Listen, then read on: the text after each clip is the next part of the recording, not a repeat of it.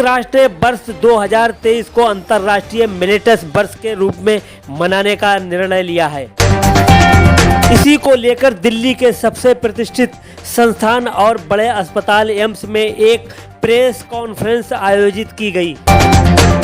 Miletus के बारे में यह कॉन्फ्रेंस आयोजित की गई थी, जिसमें बताया गया कि मोटे अनाज के क्या फायदे हैं और इसको लेकर एम्स के वरिष्ठ डॉक्टरों के पैनल ने इस पर चर्चा की और मिलेटस के लाभ के बारे में जानकारी दी और बताया गया कि मिलेट्स के कितने फायदे हैं, कितना लाभकारी होता है। डायबिटीज, आंत कैंसर, मोटापा, एनीमिया और कई नॉन कम्युनिकेबल बीमारियों में मिलेटस रामबाण साबित होता है। देखिए हमारे संवाददाता शाहनवाज खान की एक खास report. BBC 24/7 news, AIIMS hospital, New Delhi.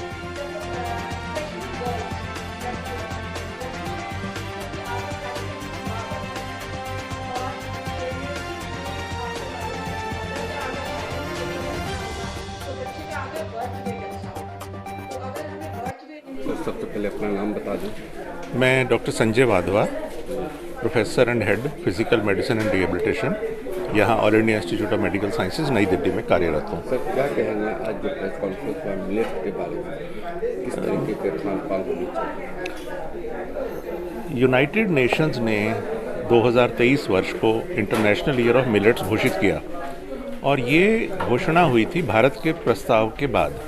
Bharatvarsh ने सन 2021 में यूनाइटेड नेशंस में एक प्रस्ताव रखा था जिसको 74 देशों का समर्थन मिला और उसके बाद यूनाइटेड नेशंस ने इसका महत्व समझते हुए 2023 को डिक्लेयर किया as international year of millets और इसका प्रचार और प्रसार दुनिया भर में करने की कार्यक्रम बनने शुरू हो गए। 1 जनवरी 2023 से ये वर्ष शुरू है और 31 दिसंबर वर्ष के अंत तक चलेगा। तो इस दौरान बहुत सारे कार्यक्रम और योजनाएं बनी हैं जिससे सारा साल इसका प्रचार और प्रसार किया जाएगा कि मिलेट्स में क्या एडवांटेजेस हैं, उसकी खेती में क्या लाभ है और उसके नियमित रूप से सेवन करने से स्वास्थ्य के हिसाब से क्या क्या फ़ायदा हो सकता है।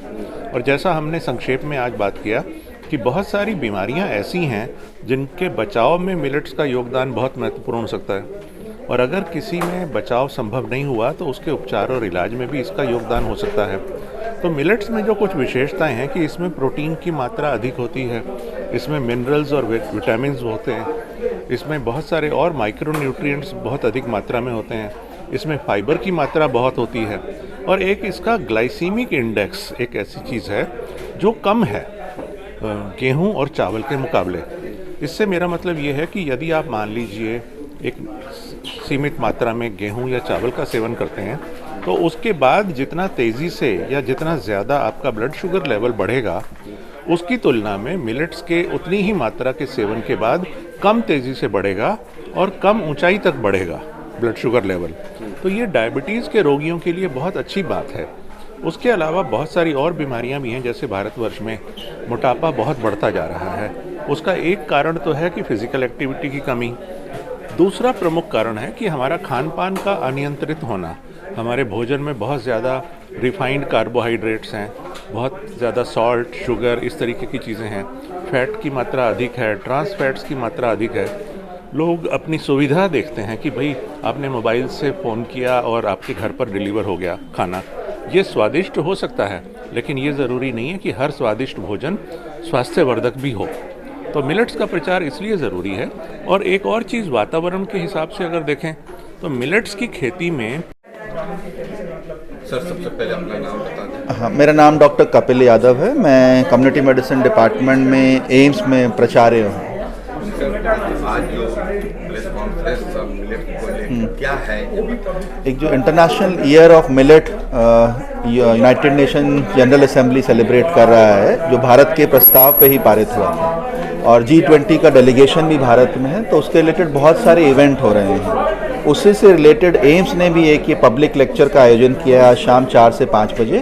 तो उसमें सब श्रोताओं से अनुरोध है वो ज्वाइन करें फिजिकली, और वो हम लाइव स्ट्रीम भी कर रहे हैं, तो उस लिंक से ज्वाइन कर सकते हैं। यूट्यूब पे भी अवेलेबल रहेगा।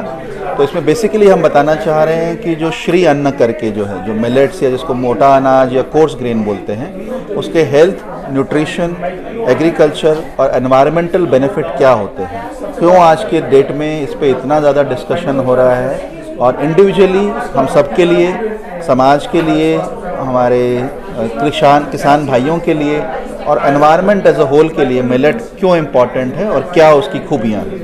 सर, ये जो गरीबों का खाना होता है, अब इसको कैसे बदला? हाँ, कैसे रिसर्च हुआ है?